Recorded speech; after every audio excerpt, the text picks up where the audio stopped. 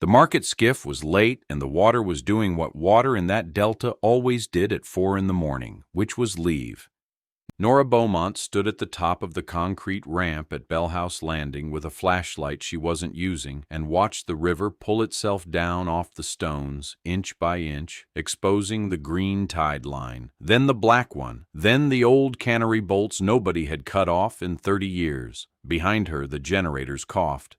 2 soldiers walked past her with a crate of bottled water between them, and neither of them said good morning, and it wasn't rudeness.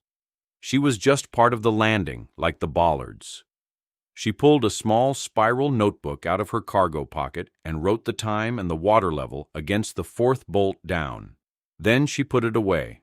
"You always out here?" one of them asked on the way back up, mostly to be saying something. "The fish comes at slack," she said. "If I'm not here when it comes, it sits in the sun."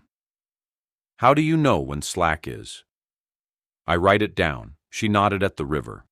"Top of the ramp at 2:10 tomorrow afternoon. Water'll be over that bollard, if anybody ever needs it." He laughed. "Why would anybody need it?" She didn't answer that, because the skiff's engine came around the bend then, and she went down the ramp in the dark with her hand out for the bowline, and she caught it without looking, the way you catch a thing you have caught 800 times.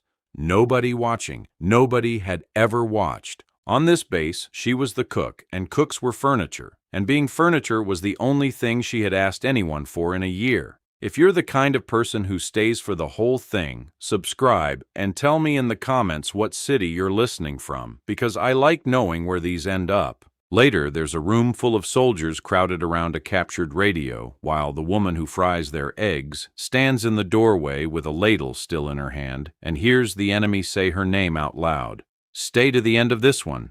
The half after the shooting is the half that matters.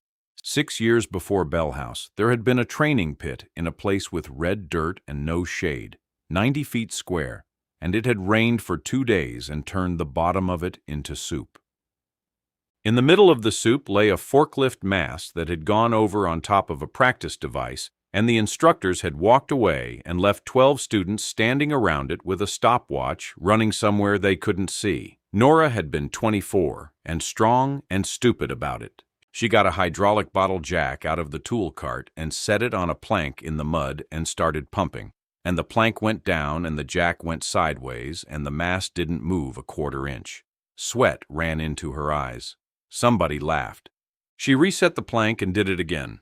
Denny Kilburn watched her do it 4 times before he said anything. He was the best hand in that class by a distance nobody bothered to argue about, a big, slow-talking man from the Gulf with forearms like mooring line, and he had a way of looking at a problem sideways, like it owed him money. "Beaumont," he said, "quit. I've almost got it." "You have never almost had it." He walked out into the water, which was up over his boot tops, and put his hand flat on the mast where it went under. "Feel that. It's floating already. Not much. Some. The river's doing part of your job for free, and you're out here trying to fire the river." Then he went and got 2 empty plastic drums off the burn pile, waded back, worked them under the mast on lines, and let go. The drums fought up. The mast came off the device with a sucking noise, 3 inches, then 5, and hung there rocking, and the whole class stood there looking at it. "Nothing lifts like water," Denny said, wiping his hands on his shirt. "And water works for free. Don't lift a thing. Find out what's already lifting, and pay it to lift a little more." He said it like a man saying the sky was blue, and then he went to lunch. Denny got out 4 years later. Last she'd heard, he was rigging cranes on a barge outfit outside Houma, and had a house with a porch on it, and she had his number in a phone she didn't turn on, and they hadn't spoken since the day he cleared post. That was the whole shape of it. Not a tragedy, just a person who had been better than her, and had gone off to be better than her somewhere else. She kept the lesson, though. She had kept it so well that when the review technicians in her old province wanted a second opinion on a canal culvert nobody could reach, they came looking for the tech they called Magpie, because Magpie never fought anything. Magpie found out what was already holding the weight, and then she went and stood where that thing was standing. Under her bunk at Bell House, there was a green canvas bag with her name stenciled on the end of it, and inside the bag, wrapped in a shop rag, was a set of tools that were not issue: brass punches, a beryllium hook, a folding rule with the brass gone soft at the joints. On the shank of the biggest punch, somebody had stamped M. Teague, 3 letters, then a space, then 6, hammered in crooked because they'd been hammered in by hand on a tailgate somewhere. She took them out about once a month, oiled them, and put them back. She had never once used them at Bell House. There was nothing at Bell House to use them on. In the bottom of the bag, under the rag, was an envelope with a stamp on it and an address in Vermont and no letter inside, because she had written 4 and burned 3 and torn the 4th one into pieces small enough to go down a drain. Ellen Teague, it said, and then a road, and then a town with a name like a bird. Marcus Teague had been 51 and civilian and the best set of hands in that whole province, and he had a thermos with a dent in it that he refused to replace. He had been dead 2 years and 4 months, and the arithmetic on that was the only arithmetic Nora ever got wrong, because she checked it constantly, and it was never the number she expected. What she owed him was not money. You could pay money. You could drive to Vermont with money. What she owed him was a sentence, and the sentence had a shape she could feel in her mouth. And every time she got near saying it, she thought about a woman she had never met standing in a doorway in a state where it snowed, being handed it by a stranger, and she put the envelope back in the bag. Nobody at Bell House knew the bag existed. That was the arrangement she had made with herself. The bag stayed under the bunk, and she stayed behind the serving line, and both of them were quiet. The chow tent at Bell House smelled like diesel and onions because it was 50 feet from the generator farm, and there was nothing anybody could do about it. Emmett Boyle came through the line at 11 with his sleeves rolled and his voice already out ahead of him, the way it always was, filling the tent before his boots got there. "You know what this is?" he said, holding up his tray so his whole team could see it. "This is the reason I don't have a personality anymore." He looked straight at Nora. "No offense, Chef." "None taken, Sergeant. I mean it as a compliment. Takes a real skill to make eggs taste like a tire." He got a laugh because he always got a laugh. He was genuinely funny and genuinely good at his job, and both of those things gave him room. "See, this is what I don't get. They send me a route clearance package short 2 operators, short, and meanwhile the personnel shop sends a body out here to stir a pot." He set his tray down. "Somebody explain to me the priorities." The men laughed again, a little less. Nora put a second scoop of potatoes on his tray because he was going to want them at 2 in the afternoon, and there wouldn't be any. "Extra potatoes," Boyle said. "Now she's buying me off. Now I'm making sure you eat," she said, "because you're going to be out on that road till dark, and you get mean at 4. That got the best laugh in the tent, and it got it at his expense, and he took it, mostly. He pointed his fork at her on the way past. "Furniture's got jokes." 2 nights later, the galley's water pump quit at 1900 with 110 trays to wash, and Ford Latimer came over from the boat shed with a light and a canvas roll and found her already inside it. Ford was 58 and had been in that delta on and off for 22 years, first for an oil survey company and then for whoever was paying, and he had a face like a piling. He stood there while she pulled the impeller. "Vanes are gone," she said. "They are. There's a spare in the shed, off the mud pump. It's a hair over. You can dress it." Ford took the dead impeller out of her hand, turned it, and looked at the wear on the back face instead of the vanes, which is where you look if you actually know. "Seal's been running dry a while," he said. "Somebody's been priming it wrong. Somebody has. You. Private Ames. You gonna tell him? I already told him twice. 3rd time I'll let him do it himself and watch." Ford grunted. It was, from Ford, a full and warm conversation. They dressed the spare impeller by lamplight with a file, taking turns, neither of them saying much, and at some point Nora noticed that when he handed her the file, he handed it handle first without looking, and she understood something about him, and about an hour later she caught him watching how she set a nut down on a rag instead of on the deck plate, and she understood that he had understood something back.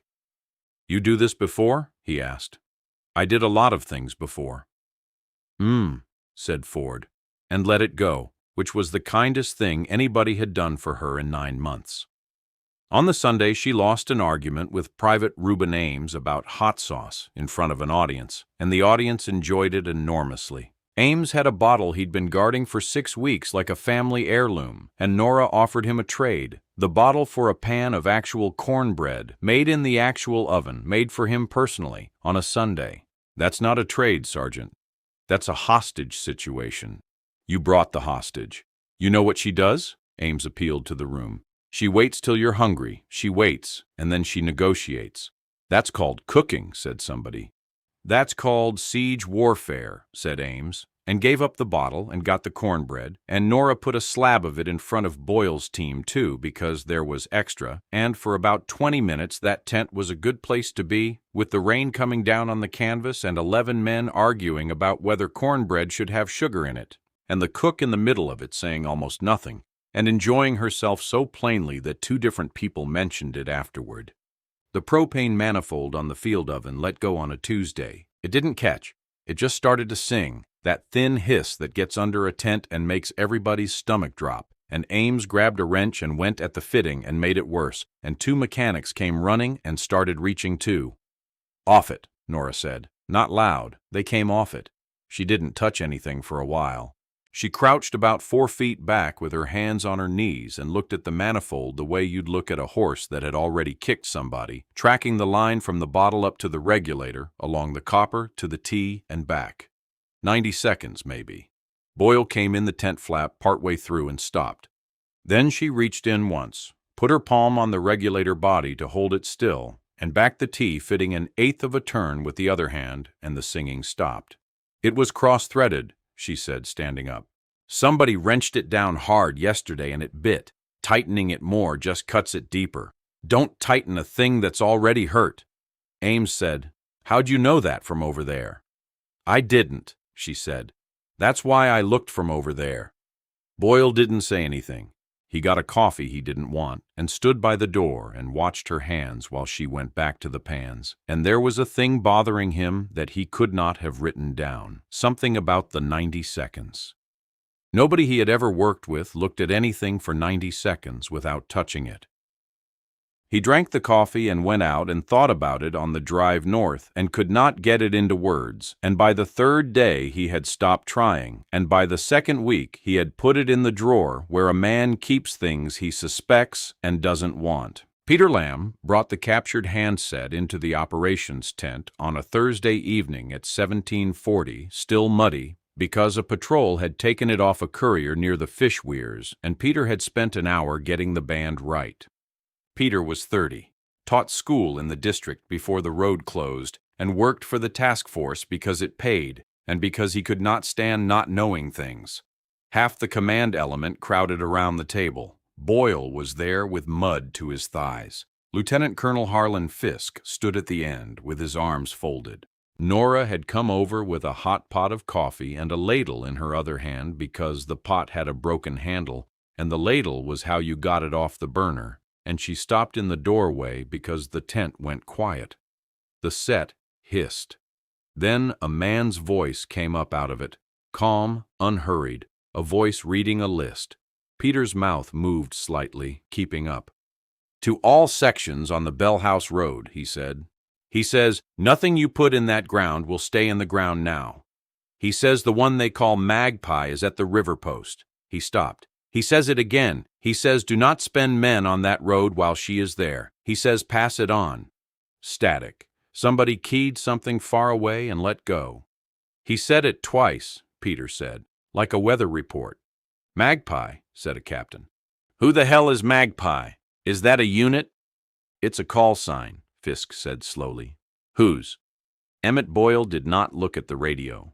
He turned his head and looked at the doorway, at the woman standing there holding a coffee pot with a ladle hooked under it, and the drawer in the back of his head came open all the way, and he said out loud in a voice that had nothing in it, "Oh." 19 people were on the far side of the water that night at the district clinic and the pump station past the causeway, and they were supposed to come in on the morning run. Nora set the coffee down on the table because her hand had decided to be unreliable. She said, "It's mine." The causeway went at 6:14 the next morning, and they heard it before they felt it. One hard, flat crack out of the fog, followed by the long, tearing sound of a concrete deck deciding it was two things instead of one. Fisk found her 20 minutes later at the ramp with binoculars she had taken off a sentry. "Talk," he said. "Pier 4's cap is gone. East end of that span dropped, and it's hanging on the reinforcing and on whatever's left of the bearing shelf at Pier 5. She didn't lower the glasses.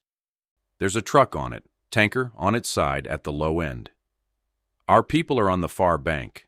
19, including the clinic staff, plus the driver. Then it's 19 and the man in the truck. Beaumont." Fisk waited until she looked at him. He was 52 years old, and he had signed 140 letters in his life, and he chose his next words like a man paying a bill he had let run. "I read your file the day you got here. It said food service augmentee, and then it said a second thing, and I read the second thing, and I put the folder down, and I filed you where I could use you. I never once asked you why a person with your certifications asked to be filed there. That's on me, and I'll say it again later in front of people if you want. I don't want. You're going to have it anyway." He handed her a radio. "Take whatever you need. Latimer's boats are yours. Boyle's got the near bank. Boyle's going to love that. Boyle's going to do what I say." Fisk paused. "So are you." 2 minutes later, on the command net, with 16 men listening in the operations tent and 4 more on the bank, a voice they had heard ask about cornbread came up clipped and flat and entirely without decoration. "Ladder back, Magpie. Moving to the break, 1 skiff, 3 souls. Send me the deck angle off your survey level as soon as you've got it, and don't put anybody, anything, or any weight on that span until I say, not a foot. Acknowledge." There was a pause on the net about a second and a half long. "Magpie, ladder back 6, said Boyle. "Acknowledged." The skiff went out at 7:10 with Ford at the tiller and Peter Lamb in the bow and Nora amidships with her canvas bag between her boots, and the fog came off the water in sheets so that the causeway appeared in pieces, a pier at a time. They took fire at 300 meters. It came from the reed line on the north side, a machine gun somewhere back in the green with a spotter working it, and the first burst went long and slapped the water 40 feet ahead of the bow in a neat row. Ford put the tiller over without being told and ran the skiff into the shadow of Pier 2, and rounds started coming off the concrete over their heads with a sound like somebody hitting a wall with a hammer, hard, flat cracks, and the fragments came down on them in a rain of grit. Nora lay in the bilge with her cheek in 3 inches of dirty water and counted. 6 round bursts. Long pause. 6 more. Traversing left to right and coming back. "He's on a tripod," she said. "He's not spraying, he's laying it. He's got the channel." "He's got all of the channel," Ford said. "That's the only water deep enough to run this thing at low tide." "How long till low?" 10:20. "Then we've got 3 hours of him." She lifted her head an inch. Through the gap between piers, she could see the span and the tanker on its side, and the black shape lashed up under the deck at the middle of it that she had been afraid of since the moment she saw the way that span was hanging. "Get me under the break. Piers only. Don't cross open water."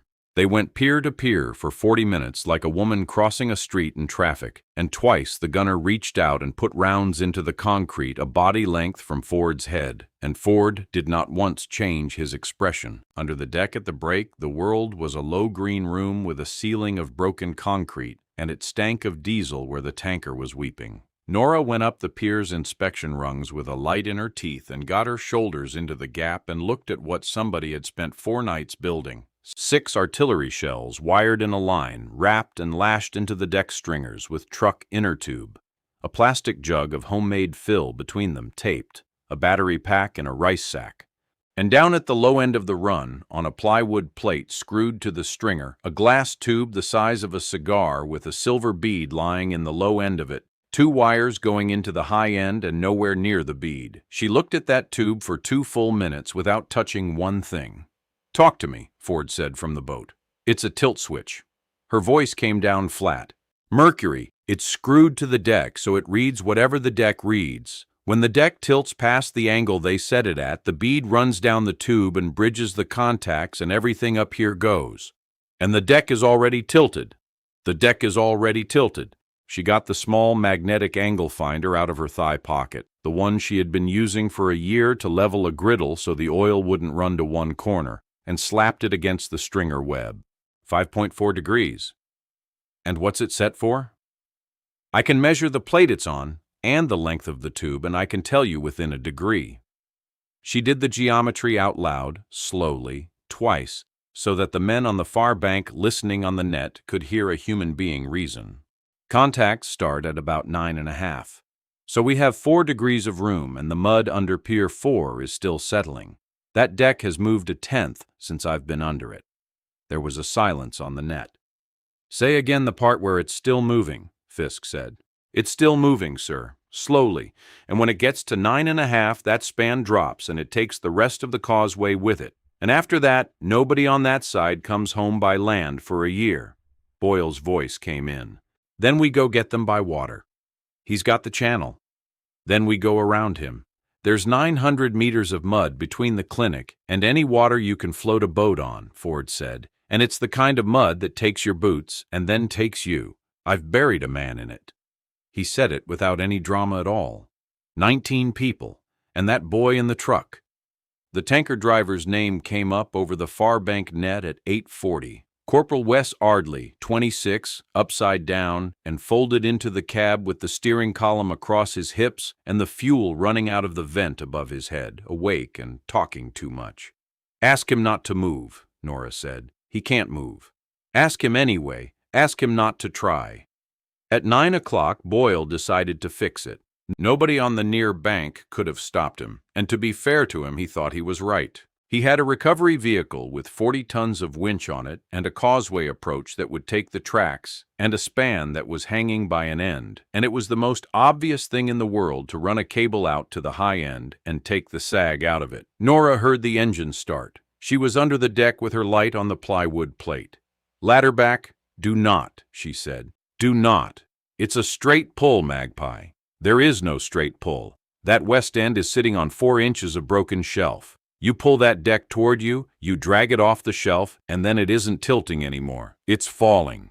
The cable came tight. She felt it before she heard it, a shiver in the concrete against her chest like a big animal shifting in its sleep, and the whole span moved about the width of a hand and made a long, low groan, and a piece of the deck edge the size of a door came off and went into the river beside her head, and the angle finder read 6.1. Somebody on the far bank was screaming that the truck had shifted.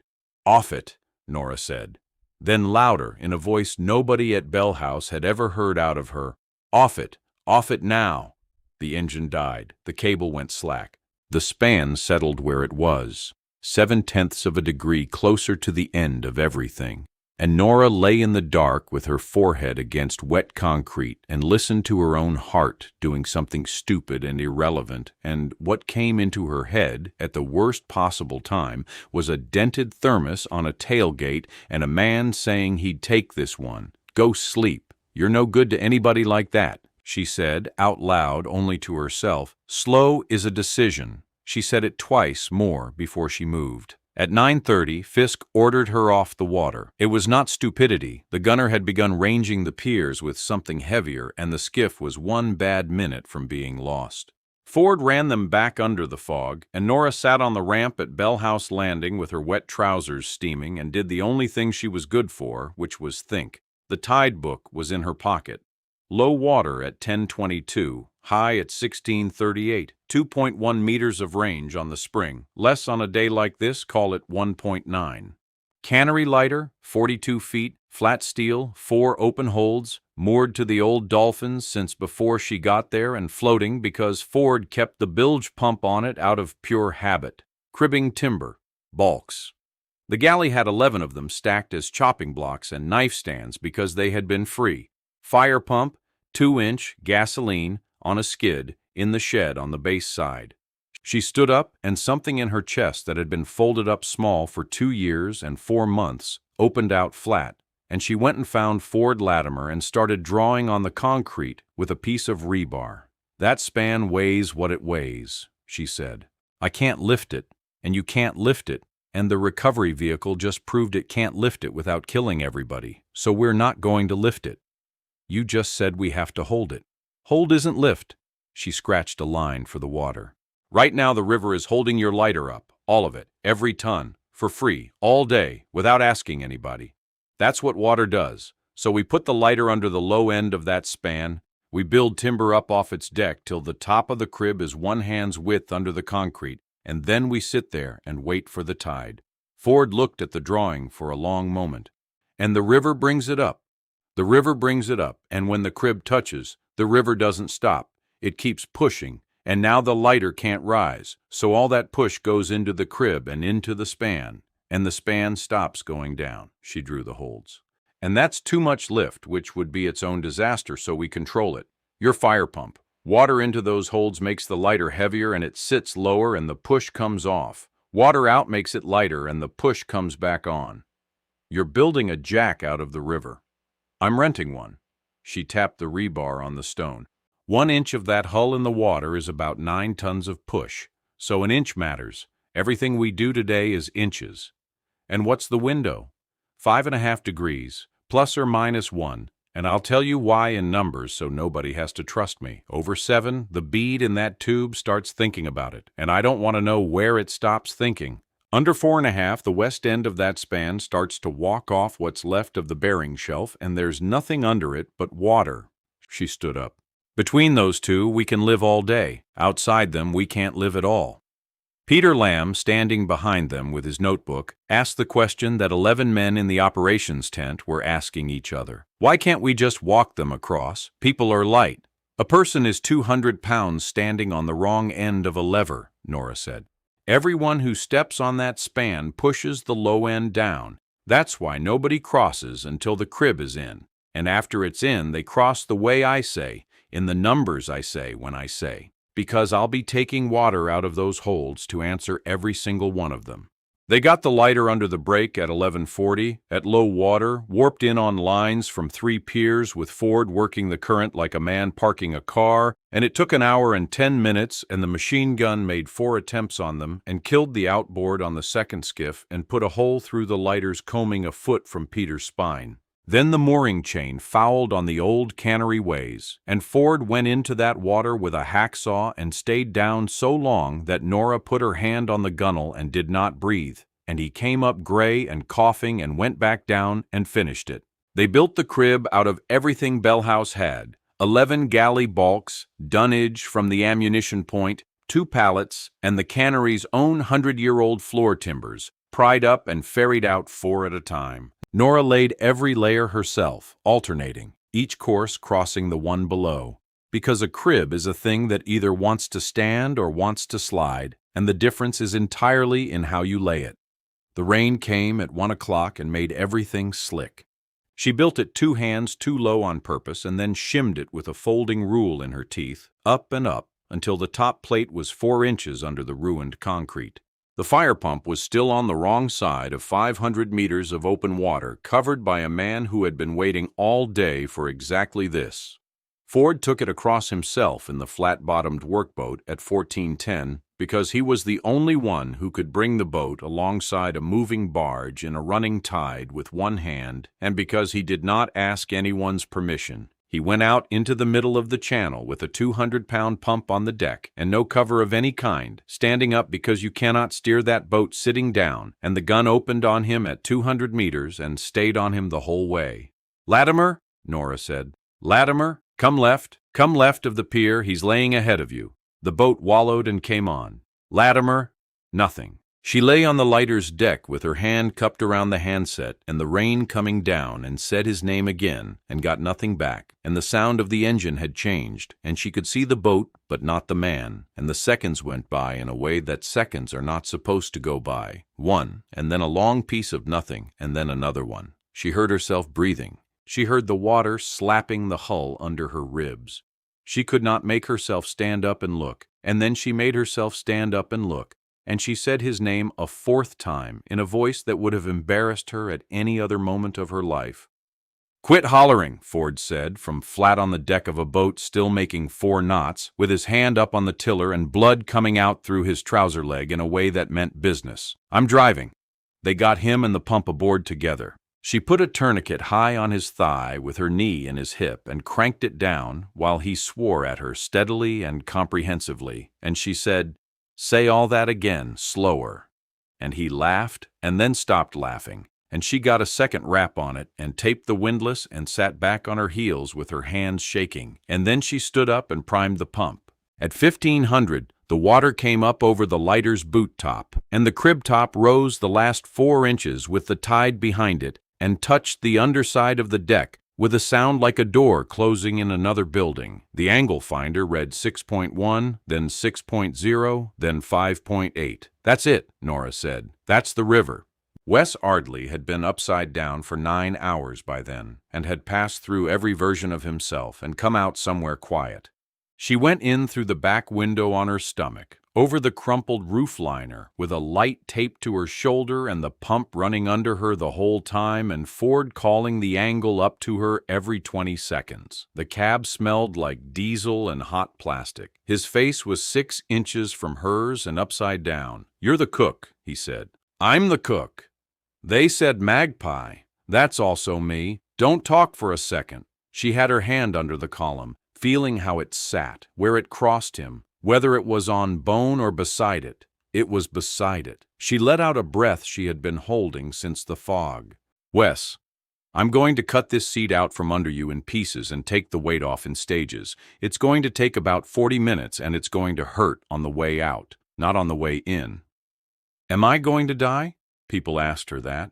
They had asked her that in a culvert and in a market, and once in the back of a truck. She had a rule about it, which was that you never hand a man a hope, because a hope has nothing under it, and a man can feel that. "No," she said. "Your legs are where they should be, your belly's soft, and you've been talking for 9 hours, which is the best sign there is. You are going to be cold and bored for 40 minutes, and then you're going to be on a stretcher, and then you're going to be angry about the paperwork." "Okay," he said, and then, "Okay," again, and something went out of his shoulders. She started cutting. The hands that had read a mercury switch in the dark went slow and careful in a space the size of a footlocker, working the knife along the seat frame, taking the foam out in handfuls, packing a rolled poncho under his hip so that when the weight came off, he wouldn't drop the 2 inches that would have cost him. "My dad's got a place on Route 9, Wes said, to have something to say. 12 stools and a griddle. Been closed 4 months 'cause it's just him." He was talking to the roof liner. "We had a thing 4 years ago, about me signing up. He said some stuff, I said worse stuff. I got a number in my phone I look at." "Look at it," Nora said. "Yeah." "No, I mean when you get out of here. Look at it and then push it." "You do that?" Her knife stopped for about a second and a half. "No," she said. "Do as I say." Wes laughed, which hurt him, and she got another handful of foam out and told him to breathe. And outside, the water kept coming up, and Ford kept calling the numbers, 5.6, 5.5, 5.5. Emmett Boyle sat in the driver's hatch of the recovery vehicle with the near bank in front of him and a cable coiled at his feet that had almost killed 20 people at 9 o'clock in the morning, and he had not spoken on the net for 6 hours. He was 38. He had 11 years on route clearance and 200 and some devices to his name, and he had never in his life had to sit still and watch. He looked at the causeway. He looked at the black shape under the deck he had personally jerked a hand's width closer to going off. There was a taste in his mouth that he was going to have for a long time. He keyed the mic. Let it go. Keyed it again. The net was silent for 11 seconds, and everybody on it heard him breathing. "Ladderback 6, he said. "For the record, my pull at 0900 was mine. Nobody authorized it. I did it, and I was wrong about the shelf, and I was wrong about the whole thing." Another silence, shorter. "I need Beaumont. I need Staff Sergeant Nora Beaumont to run this crossing, and I need everybody up here to do exactly what she says with no lag, including me, especially me. 19 people. If she says stop, we stop with the foot in the air." He swallowed. "Magpie, Ladderback 6. Bank's yours. Tell me what you want." In the operations tent, nobody moved. Fisk had his knuckles on the map table. Peter Lamb wrote the time in his notebook because he wrote everything in his notebook, and later that would matter. Nora's voice came back after 2 seconds, entirely level, with the pump hammering behind it. Ladderback, Magpie. I want them in pairs, 60 seconds apart, walking on the west side of the deck. Nobody stops on the span. Nobody sets anything down. Send the first pair when I call for them and not before. The first two came out at 15:51, and the whole delta held still. Nora lay on the lighter's deck under the concrete with the angle finder magneted to the crib's top plate at eye level and the pump's discharge valve in her right hand, and she could see the silver bead in the glass tube 9 feet away, sitting in the low end, waiting, and she never once looked away from it for more than a second. Pair 1, walk. Boots on the deck above her, echoing in the box of the crib. The needle moved. 5.5 became 5.6 became 5.8, and she cracked the valve and put 20 seconds of water over the side out of number 2 hold and felt the whole lighter lift on the river under her back, and the needle came down to 5.6 and stopped there. Pair 1 is across. 17. Pair 2, walk. 5.8. 20 seconds out. 5.6. The tide pushed. 5.4. She reversed the valve and let river water back into the hold in a rush, and the number came up again where she wanted it. 15. The rain quit around 1600 and left the air white and thick. Her forearms were locked. Her right hand had been on that valve so long it had gone to somebody else. There was a place in her back that had begun to send up flares, and she overrode it the way you override a phone ringing in another room, and she went on saying the numbers out loud so that Ford could write them down, and so that a lieutenant colonel 2 miles away could listen to a woman he had filed as food service do arithmetic in a monotone while lying under 6 artillery shells. 13. Pair 4, walk. At 16:20, the gunner in the reeds found the range on the lighter itself and put a burst through the coaming above her, and one round rang off the crib's steel strap 18 inches from her ankle, and she did not move her eyes off the tube. 11. Magpie, that's fire on your position. I know where the fire is. Pair 5, walk. The tide topped out at 16:38, exactly where the notebook in her pocket said it would, and for 11 minutes there was no push left in the river at all, and everything depended on the crib and on 11 pieces of cannery floor timber, and Nora Beaumont lay on her back in an inch of water and watched a silver bead not move. 6. 2.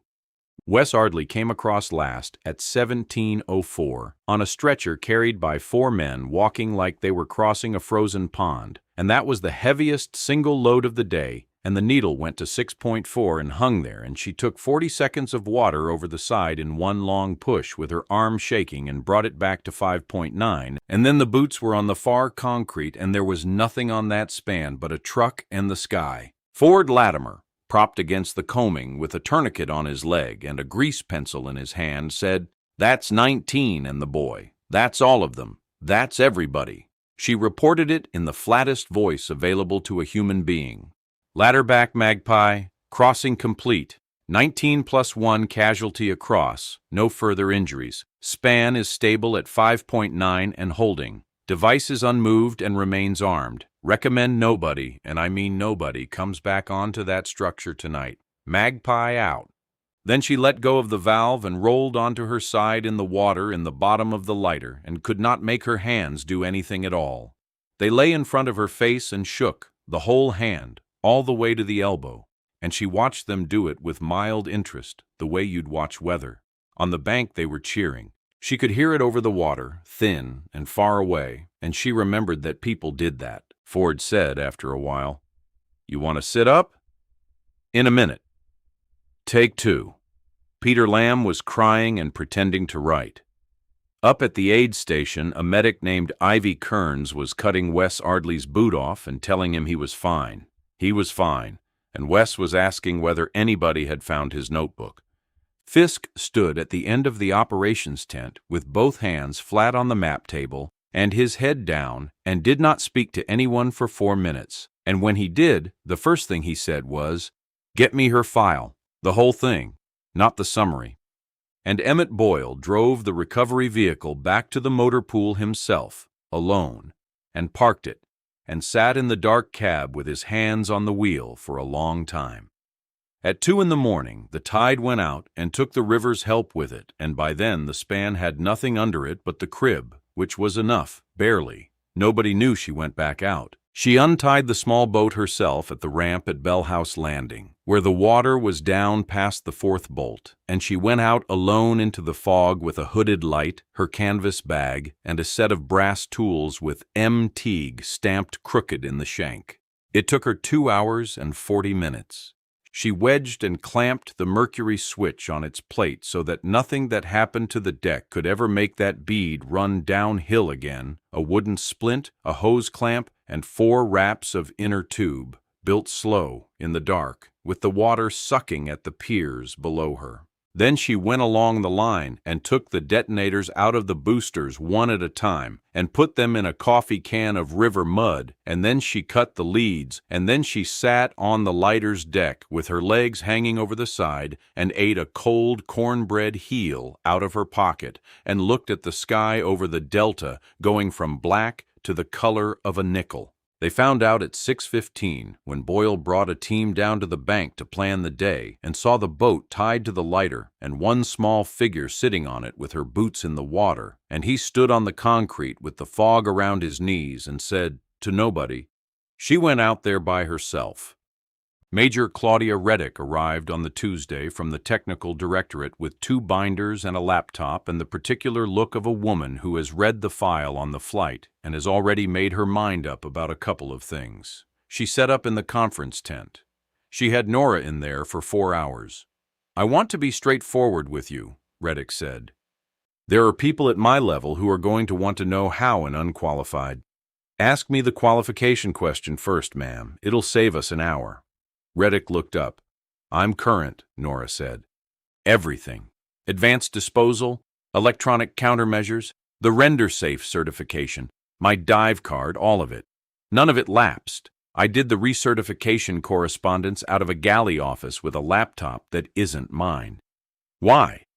"Because letting it lapse would have been a decision," Nora said, "and I wasn't making decisions." Reddick opened the second binder. "Your assignment history has a gap in it that I cannot make sense of. 26 months in a province with the highest device density in the theater. 6 letters of recommendation, one of them from a man I've met and who does not write letters. And then you request a lateral to food service augmentation and take it, voluntarily." She turned the page. "Was there a board?" "No." "Was there an investigation?" "No, ma'am." "Was there a commander who pushed you out? A relief for cause, a medical, anything at all that I should be looking for and can't find? Because I've looked, Sergeant. I've looked twice. There's nothing to find." "Then who grounded you?" The tent fan turned. Peter Lamb, who had been asked to sit in and had brought his notebook out of habit, stopped writing. "I did," Nora said. Reddick sat back very slowly. She looked at the woman across the table. A staff sergeant in a clean uniform with a burn scar on her forearm from a galley oven and both hands flat on the table like a person who had learned that hands on a table can't do anything embarrassing. "There's a witness statement in here from a Master Sergeant Emmett Boyle," Reddick said at last. "Submitted at 0400 the morning after, unsolicited, 4 pages. In it, he documents his own unauthorized winch pull in considerable detail. He characterizes it as reckless. He includes a paragraph about how he referred to you, by name and by role, in front of his team over a period of 9 months. She turned the page and read for a moment. "That's not a statement. That's a confession. Did you ask him for this?" "No, ma'am. I didn't know about it." Reddick closed the binder. "I came here to write a finding about improper employment of a qualified technician," she said. "And what I've got is a unit that had a fully current advanced disposal tech on the books for 11 months and used her to fry eggs. And the only person in the entire chain who is trying to take the blame is the one who cooked the eggs." She rubbed her eyes with her thumb and finger. "You understand, I have to write that down." "Yes, ma'am." "Do you want to say anything for the record?" "The crib should stay in until they can get a proper false work under it," Nora said. "That's what I want on the record." 11 men came out of that reed line over the following 2 days, and nobody at Bell House counted them out loud. The aid station was 2 connexes and a canvas roof, and at 11 at night it had 1 light on at the end, and it smelled like antiseptic and river. Ford Latimer was flat on his back with his leg up on a rolled blanket. and Nora sat on an ammunition crate beside him with 2 cups of coffee she'd made in a pot she'd repaired herself, and neither of them had said anything for about 4 minutes. "You gonna drink that or hold it?" Ford said. "Hold it, I think." She turned the cup around a couple of times. "His name was Marcus Teague," she said. Ford didn't move. 51, civilian tech, 29 years, some of it in places that don't have names on maps you can buy. He had a thermos with a dent in it, and he wouldn't get a new one. He'd get mad if you offered. She looked at the floor. 2 years and 4 months ago, we had a call on a canal crossing at 3 in the morning, and it was my rotation. I'd been up 31 hours. I'd done 4 jobs that day. And I asked him to take it. The fan turned. I said, "Marcus, I've got nothing left. Will you take this one?" And he said, "Sure, go sleep. You're no good to anybody like that." Her voice did not change at all. "I've never told anybody I asked. Not the debrief, not the letter, not one person in 2 years. Everybody thinks he took it because he was the senior man and he wanted it. He took it because I asked him for a favor, and he was a person who said yes to people."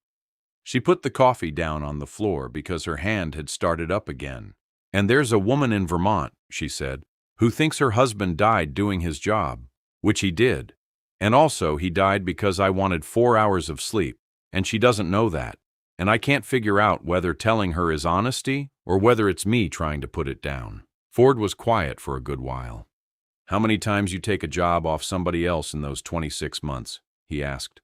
"That's not—" "How many?" "I don't know. A lot." "Course you did." He shifted his leg and hissed. "Listen to me, because I'm on morphine and I'm going to say it plain, and then I'm going to sleep. You asked a grown man for a favor. He said yes. That's the whole crime. That's all of it. There is not a second part. He'd have gone home in March. And if he'd said no, and you'd gone, and it had been you, he'd be sitting on this crate saying it was his fault for not going in your place, and you'd tell him he was an idiot, and he'd be right, and you'd be right, and one of you would be dead either way." Ford's eyes were closed. "You know what you've been doing for 11 months? You've been standing behind that line making eggs, so no man on this base would ever have a reason to ask you for anything. That's not penance. That's just hiding with an apron on."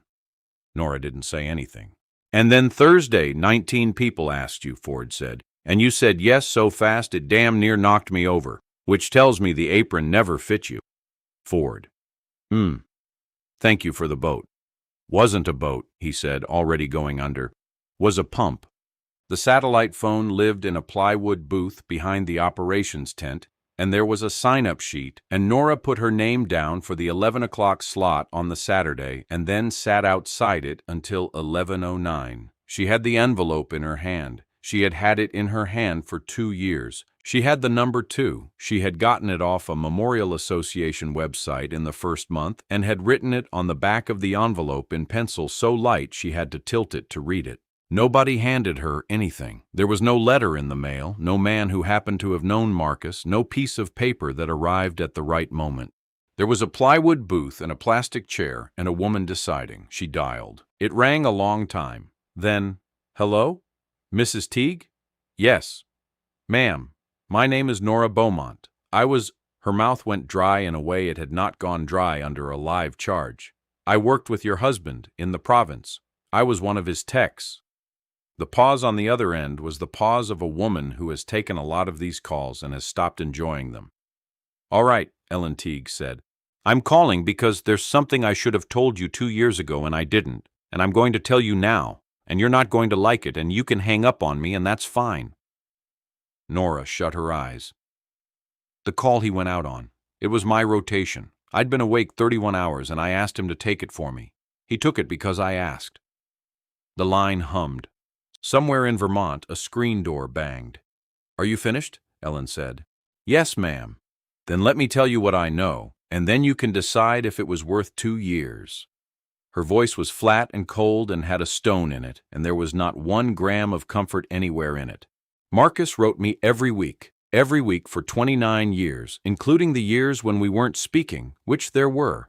I have 11 boxes of it in the room he used for an office, and I have read all of it twice, so I know more about that job than you'd like. Ma'am, I'm talking. A chair scraped. He wrote about you, not by name at first. He was careful about names. He called you the quiet one. And what he wrote, more than once, was that you were the only tech he'd ever worked with who read the ground before she touched it. That's the sentence. He put it in writing to his wife. Do you understand what that costs a man like Marcus? Nora couldn't answer. And in April of that year, he wrote that he'd started taking calls off the younger ones when they were burnt because he'd watched 2 men die tired, and he'd decided he wasn't going to watch a third. Ellen let that sit. That was April. He decided it in April, on his own, in his own head, before you ever asked him a single thing. So you can put that down now. You didn't invent him. He was 51 years old, and he'd been making that call since before you were born. And if you think you talked him into anything, you never met my husband. The booth was very hot. Nora had her forehead against the plywood. I don't want your apology, Ellen said. I've had a lot of them, and they're all for the person giving them. I'll tell you what I do want, since you called. Yes, ma'am. I want somebody to still be using his tools. Are you? Nora looked at her own hand on the shelf, at the callus at the base of the thumb, and she thought about a mercury switch 9 feet from her face at 3 in the morning and a brass punch that didn't spark. Yes, ma'am, she said. Wednesday night. All night. Well, Ellen Teague said, and then after a while, good. I have a letter for you. I've had it a long time. It's got a stamp on it. Then mail it, for God's sake, Ellen said, and stop calling my house at midnight, and hung up. Nora sat in the booth for 11 minutes. When she came out, she walked to the mail point and put the envelope in the sack with 3 pages in it, finally, written that morning on paper from the galley's requisition pad, and then she went and prepped 400 eggs, and she felt like somebody had taken a footlocker off her back and she couldn't have told anyone what had been in it. Boyle came to find her at the ramp on the Thursday, a week to the day, with his hands in his pockets and no audience anywhere. He'd had a bad week, and it was showing. Reddick's finding had gone up with his 4 pages inside it. He had stood in front of Fisk on Monday and given up his own account of the winch pull without being asked, and Fisk had written a letter of concern that would sit in his record for the rest of his career and would cost him a slot at the school he'd been waiting 4 years for, and he had signed it and said thank you, sir, and gone out and been sick behind the fuel point. Nobody knew about that except Fisk. He had not told a soul. He didn't tell her now. You busy? Always. Yeah. He looked at the river. Can I say a thing badly? You can say it however you want. I've been trying to write it since Wednesday, and every version's got me in it. That's the problem. Every version's got a part where I explain myself. He took a breath. I called you furniture in front of my whole team, and I did the eggs bit about 11 times because it landed, and I'd have done it 11 more, and the reason I did it... He stopped. See that right there, he said. That's the part where I explain myself. Skip it. He turned and looked at her straight on, and it visibly cost him something. I saw you fix that manifold in September. I watched you look at a thing for a minute and a half without touching it, and I knew. I've been doing this 11 years. I knew what I was looking at, and I went out to my truck and I decided not to know it. And then I ran a cable off that span and put 6 shells 1 whole degree closer to going off with 19 people on the wrong side, and you did not say 1 word about it to Reddick. Not one. She had to get it out of me. The tide was coming up over the 4th bolt. I'm sorry, Boyle said. That's the sentence. I'm sorry. It's not enough, and I know it's not enough, and I'm not going to sit here and... I'm sorry. Nora looked at him for a moment. Eat your potatoes, she said. His face did something complicated. He nodded twice, quickly, and walked up the ramp, and about halfway up he stopped and put his hand over his eyes for a second and then kept going. The call from Gil Ardley came through on a Tuesday at 1900, and Peter Lamb had to come get her out of the galley because she didn't believe him. Am I talking to Beaumont? Nora Beaumont? Yes, sir. Okay. The man's voice was rough and northeastern and about 70.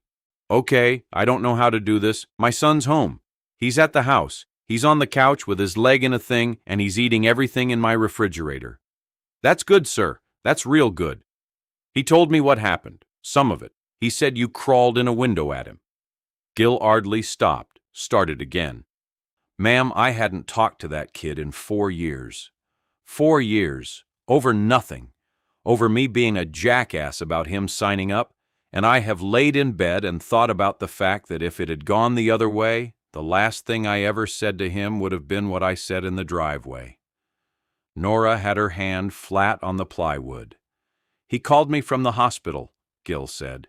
He said, Dad, and I couldn't say anything for a minute. And he said, I'm coming home, is that all right? And I said, he didn't finish it.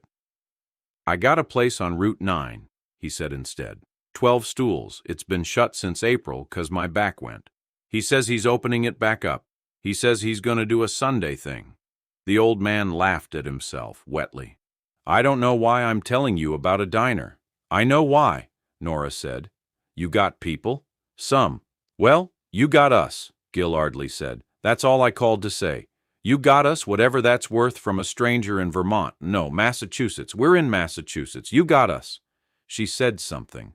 She didn't know what. She got out of the booth and walked past Peter and past the generator farm and into the galley, which was empty at that hour, and she stood at the sink with the water running and put both hands in it. And then she sat down on an upturned crate between the reach-in and the wall and cried so hard she had to hold on to the shelf.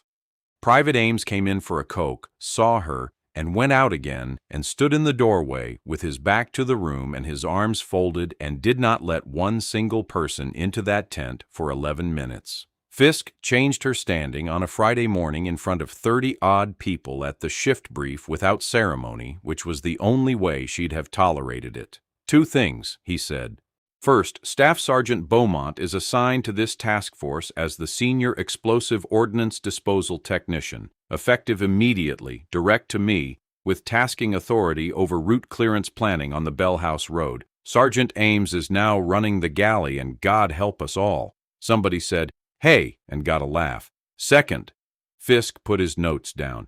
I had her file for 11 months. I read the certifications page and I filed it because it was easier to have a cook than to have a conversation. That's not an oversight. That's a choice I made with my eyes open. And there were 19 people on the far side of that water who nearly paid for it. He looked around the tent. If any of you are sitting on somebody's file right now because it's easier, go read the second page. That's the whole brief. Go to work. Boyle found Peter Lamb at the ramp that evening because Peter had asked him something 4 days before, and he had finally figured out how to answer it. Peter had his notebook. He had been trying to write an account of the whole thing for the district in 2 languages, and he had gotten stuck. I keep writing about the barge, Peter said, the lift, the tide, the mathematics, and it is correct, and it is boring, and it is not the thing. No, Boyle said. It's not the thing. So, what is the thing? You were watching. What did you see? Boyle thought about it for a long time. He had a coffee, and he drank about half of it, and the river went out under them the way it did twice a day, and would keep doing after everybody in this story was gone.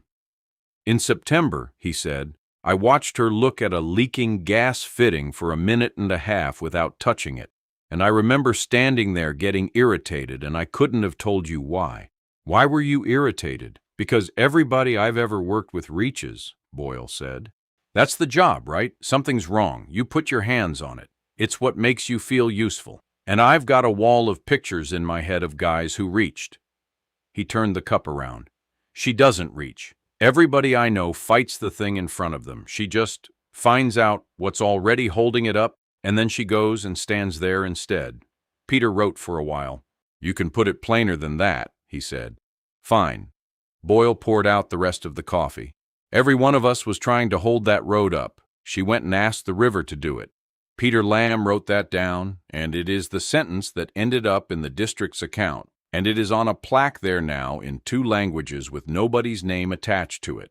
2 years and some later, the causeway had a proper concrete pier at number 4 and a bearing shelf poured to the standard, and the Delta had a rebuilt fish market at the old cannery, and a man from the district ministry cut a ribbon on both in the same afternoon because the budget for ceremonies was small.